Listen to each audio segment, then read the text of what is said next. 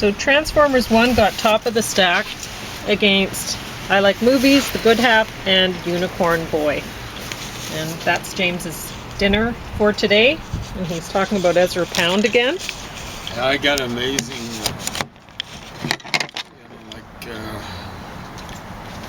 tolerance for this kind of stuff. I mean, this is good food, and that's probably fortunate because this is pretty reliable. Right. Stuff that might put a person off their I food. never would have thought I'd give a Transformers movie top of the I'm stack. kind of shocked. Was it a really bad day for movies? Or? Well, that. Oh, but really? honestly, the animation was good. It was a completely animated movie, as was the bottom of the stack one. Oh, I think I saw that one. A little bit of it, the bottom of the stack one. Yeah. But I don't know. I mean, there was a lot of action. Thrills. In the Transformers movie, and like I was thinking, well, you know, if I were somebody that liked Transformers, then this would be awesome for me, right? I'm just not the target audience. So looking at it that way, I thought this is the best Transformers movie they've made, and a lot of people like that stuff. So did that stuff originally come out of Japan? How would I know? Don't like it. I like movies, which I guess you see that I do because I watch a lot anyway. But what I don't like is writers writing about writing, or about being writers, or movie makers making movies about making movies. Yeah. You know, I can't stand that. It's like, all right, all you're telling me is that you're not very creative and you shouldn't be doing that job. You should be out living a little more so that you have something to actually write about. That presumably is what art's about. You don't have anything to write about, like, don't bother. Yeah, because really, your target audience then is somebody who wants to make movies, or somebody that wants to be a writer, but the same sort of person as you, the same sort of person that doesn't actually want to go out and roll up their sleeves and do some work and live and have something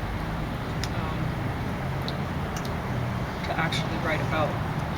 So anyway, having said that, this movie, I noticed that it had some Canadian funding and stuff like that. And I don't know, the acting wasn't as bad as I expected it would be. It was all right. It's about a real piece of crap teenage boy who he's like the one woman says at one point she gets upset with him and she calls him a narcissist and stuff like that. Did and you you're even like, understand what that meant? Well, sure he would. Oh. But it's anyway, he but a lot of teenagers, they're selfish and aggressive and not really fun to be around. But this guy, he's exceptionally unfun to be around. But anyway, the movie was believable. His character was his character was believable. Yeah, and that's a sad thing. There's so many whatever. kids nowadays that are looking that roly-poly. Yeah. Anyway, The Good Half. There were actors that you'll recognize in this movie. It just wasn't that good. It was a movie about a writer who writes movies. And they got David Arquette in it. Yeah, they did. Anyway, it's so the acting was good and everything. It's just, who's your target audience? Not me. So if I wrote some movies, they wouldn't be about me being a writer writing movies. Anyway, because I've What actually percentage lived. of people actually put movies out anyway? I guess more nowadays. Now. Yeah, yeah, Something and like that, why yeah. not? So many people are doing it. You may as well do it too. You might be able to get some Canadian funding, make something like that. Whatever. Was that Canadian funded? Yeah, that one got some Canadian funding. So I like the kid. I mean, it's just incredible to see someone who's overweight yeah. on a movie, especially a star. So this story, it's a Matty Keel film, and the animation is actually really interesting. So why did it get bottom set?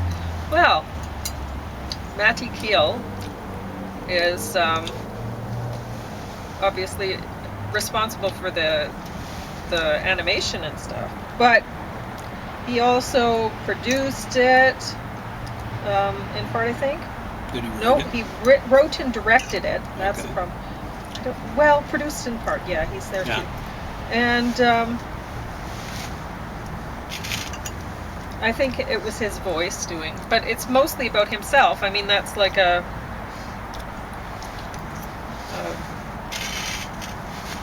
as he sees himself or something. It's a representation of himself. So I think the problem with this, like I saw at the end, it was something like University of Kiss of Death. something. Eh? I honestly, there was, yeah. So this seems kind of university art project, whatever. Canadian University? No, this was the United States somewhere. I can't remember where. I would just be making up something if I said North Carolina or something like that, right? I don't know. Yep. I don't remember, but I just remember seeing that it something about a university in the credits. So unfortunately, this is 90 minutes long. Ooh. It's too long. I didn't even watch 90 seconds. Yeah, I know. He did not have 90 minutes worth of content, and it's difficult watching just a minute of it because his voice isn't really right for cartoons so much, and the writing is dreadful.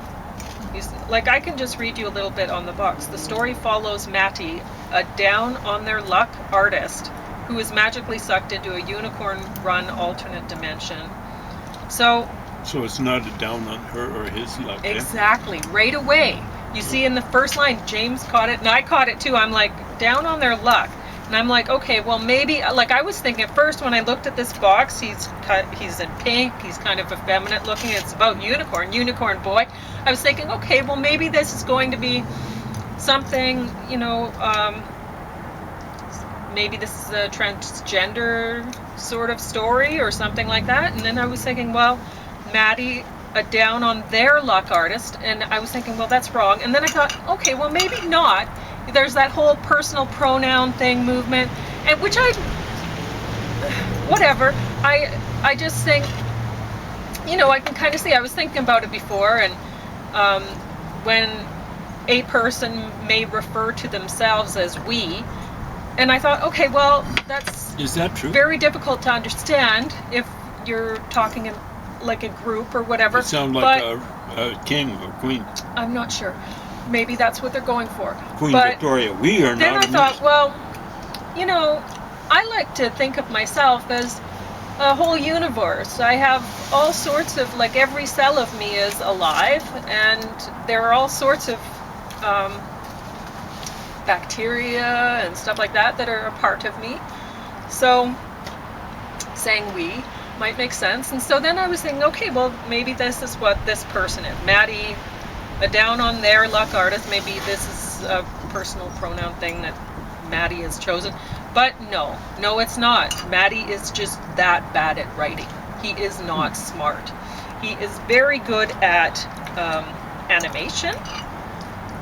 And I can't imagine he'll ever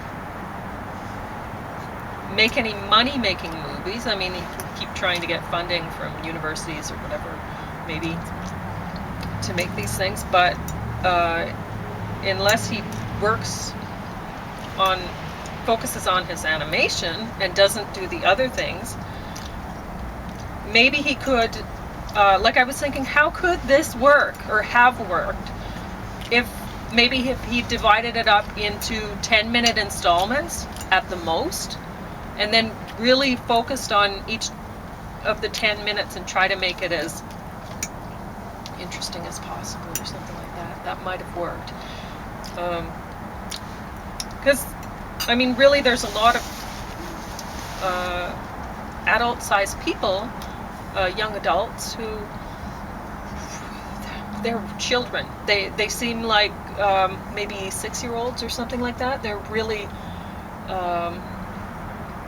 they've missed some developmental steps, I think. I don't know why.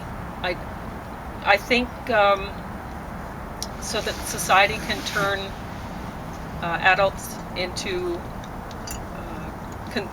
the ultimate consumers. Yeah.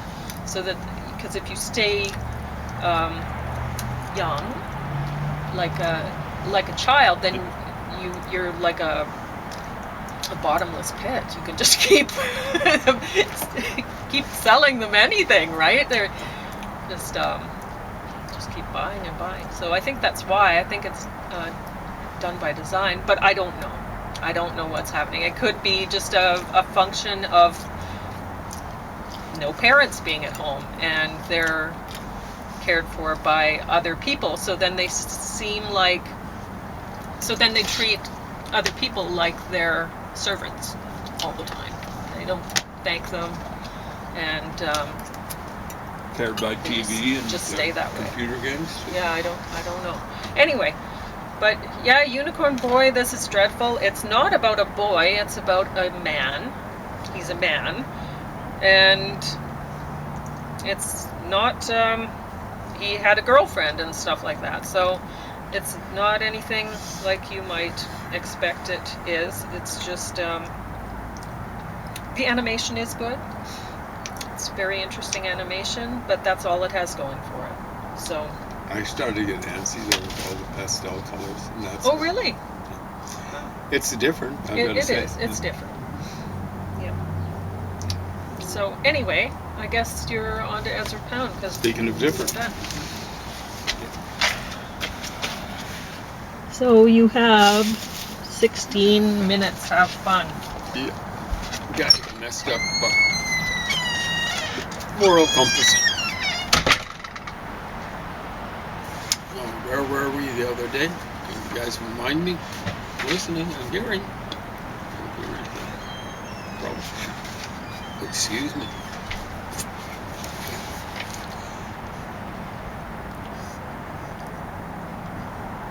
I'm getting indigestion just thinking about Ezra Pound. So we dealt with his attitude, Ezra Pound's, to Winston Churchill and his poems. By extension, Whittaker Chambers, Bennett served, that's what we're looking at. And 265, 268.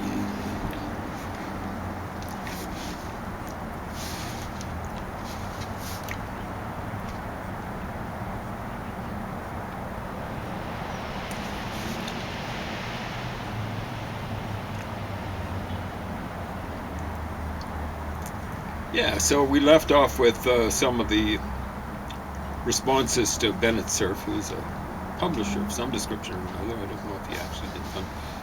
Involved with Random House, Modern Library, which was an imprint, I think, of Random House. Still see those around. Appreciated effort. There are translations. I don't remember the translations. Translations from other languages. American. Now it's funny when you see German books, translations of Ernest Hemingway or something like that. They don't say translated from English. They say translated from the American.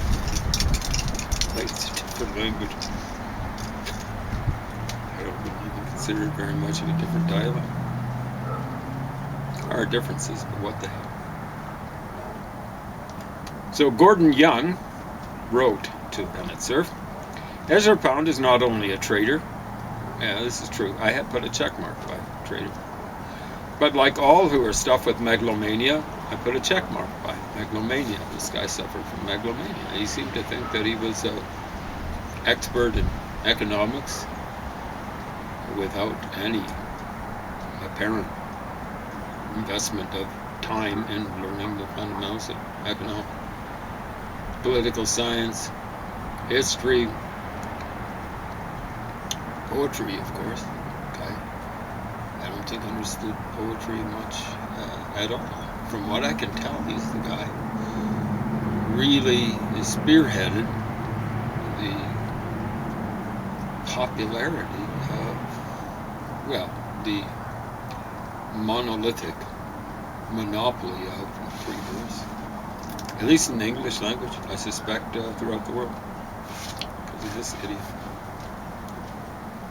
So Ezra Pound is not only a traitor, but like all who are stuffed with megalomania, and this guy was stuffed with, let me tell you, a thorough faker, and a faker about all sorts of things. So a megalomaniac and a mythomaniac of sorts.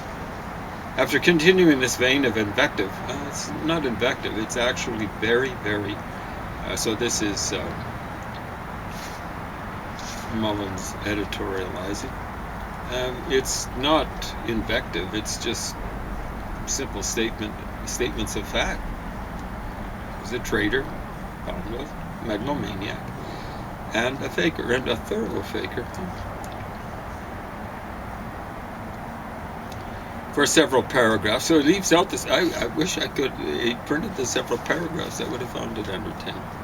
Mr. Young suddenly weakened his statement by concluding, "I'm merely a writer of pulp stories, and what can a pulper know of poetry?" What did this idiot know about poetry? At least Gordon Young had the. You can tell he's not a megalomaniac. I'm just merely a writer of pulp stories. Yeah. Would that Ezra Pound had been as humble. Roberta James wrote, traitor, yeah, I put a check mark by that, such as Pound, far from having his name perpetrated, should be shot, buried, and forgotten as quickly as possible. He shouldn't have been shot, he should have been condemned to death, as I've said before, but have his condemnation commuted to life in prison with no possibility of parole. Buried and forgotten as quickly as possible. I don't believe in forgetting about idiots like this. They have to be. They have to serve as an object lesson to other people who might be tempted to do similar things. People like Oliver Stone, for example, who thinks he knows so much about politics. Last movie I saw, he was giving a sounding board to Putin and what's his name, Yanukovych or something like that, Putin's puppet in the Ukraine. Thank heavens the Ukrainians got rid of the guy, but they're having a little harder trouble getting rid of Putin. Putin, as the Spanish should call him. Putin. Look that up in your Spanish English dictionaries. Or Putin, if you're watching, in your Spanish-Russian dictionary. I don't know what I think of you, Puto. Oh, Putin. Gail Russell, Mullins puts in brackets, is this the movie star? Rogue. Could be. Who cares? Having heard the vile mouthing, so I put a check mark by vile, and mouthings, I put a check mark by that. I haven't heard of the actual mouthings, but yeah, the equivalent in print of this traitor. Put a check mark by that. I'm wholeheartedly in agreement with your position. I was in agreement with Bennett Cerf's position. You don't print stuff by traitors. You don't get a sounding board for treason. Even though the war is over, really, when you're dealing with fascists and Nazis, the war is never over. The war is never over. just have to hope that they'll be intimidated enough and that it's something like the Cold War. And I don't think they're going away anytime soon. Basically, what you've got, for example, Putin, he's a Nazi/fascist, more of a fascist, really. Hasn't been doing a lot of killing, like the genocide and stuff like that. He is a terrorist. There's just no getting over it. He's a state terrorist. And what was I going to say about him? He's I kind of forgot. It's important to note the point about him being a state terrorist. From what I can tell, the most ambitious, and he's realized many of his most ambitious terrorist of the 21st century makes Osama bin Laden like a piker. Captain Paul H. Ellman wrote, I lost my leg outside the town of Gliederkirk. You can say that Pound is crazy. You say that he's a Nazi. Obviously he was. Wouldn't necessarily say he was a Nazi. I'd say he was basically a fascist. There is a difference. The fascists in Italy weren't nearly as nutsoid. I like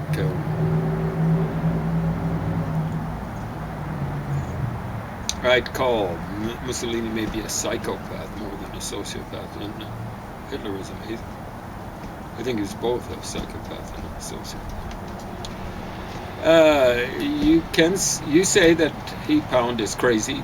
I should have put a check mark by that. He was crazy. You say that he was a Nazi.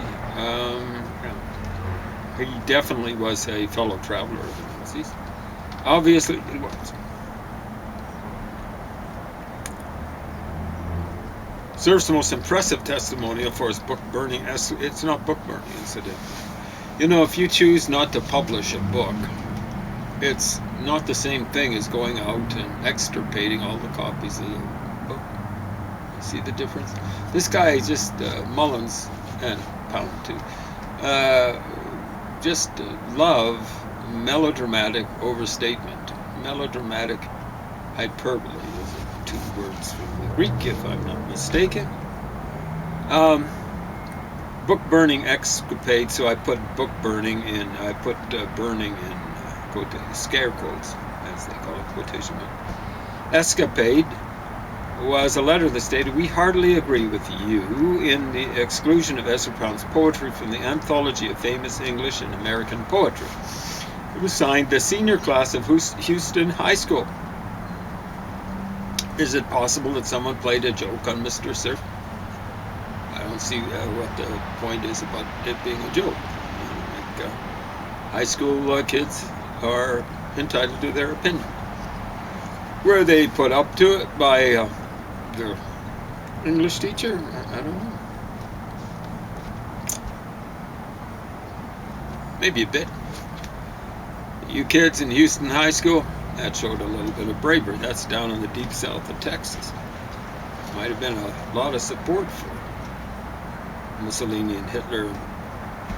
Maybe not so much Ezra Pound, because down south of the border, down south of the Mason-Dixon line, because he might have been a little too artsy-smartsy, shall we say.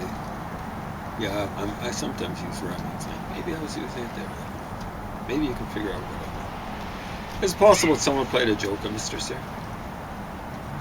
Cerf, fighting to the last. No, you don't call it fighting to the last. That's what Nazis and whatever. It's fighting to the last. Again, it's this melodramatic hyperbole that Mullins indulges in, overindulges. Hey guys, Opie, come here. I got some potato on the floor. Oh, Elvis beat him too. Elvis is really quick. 5 minutes? 4. 4 minutes, okay. So, you guys, see? He doesn't want you in. Can you come? Come. Yeah. Opie. Do you want to stay out? Okay. Yeah, Opie's going to stay outside here. He wants to hear about Ezra Pound. and he hopes more stuff falls on the deck. Maybe this book will fall on the deck. Do you think you could pee on this book, Whoopi? Make a statement? I don't believe it. Oh, that's like peeing on books. That's like worse than book burning or whatever. But I really don't believe in that. You know, I'm not going to throw this on fire or anything like that.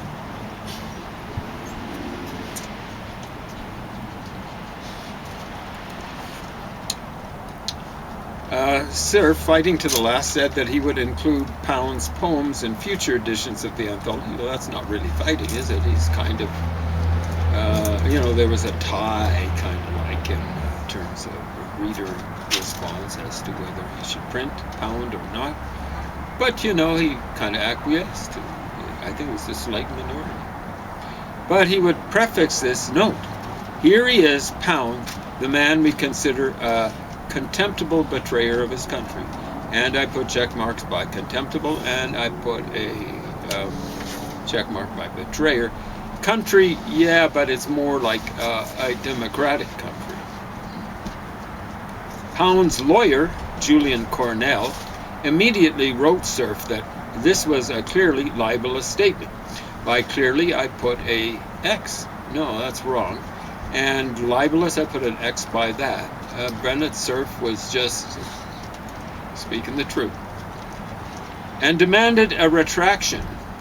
This is Julian Cornell. Cerf replied that he would retract the statement only over my dead body. And, I wouldn't be going around saying that to too many people like Pound or his lawyer or whatever, because unfortunately, as we've seen, for example, in the 60s, people who kind of were in the center or a little bit to the left, things could be arranged over their dead body. I'm talking about JFK, Robert Kennedy, Martin Luther King, stuff like that.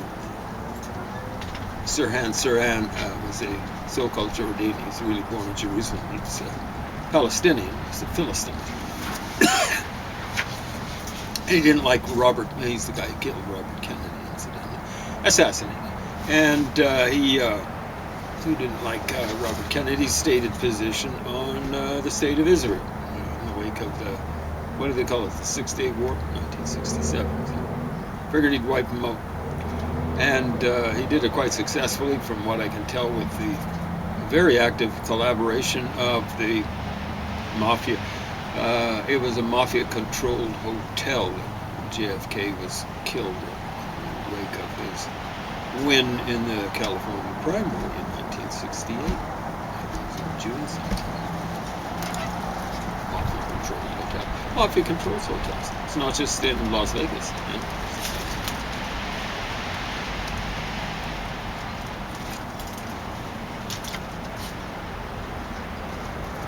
So,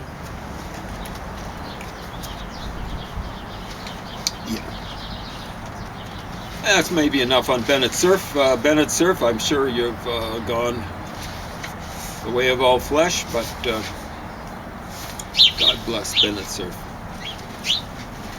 He should really have been saying, we don't print garbage, like fake poetry, because that's what Ezra Pound kind of specialized in until he got involved in fake economics and fake politics and fake whatever. Might as well have just said fake news.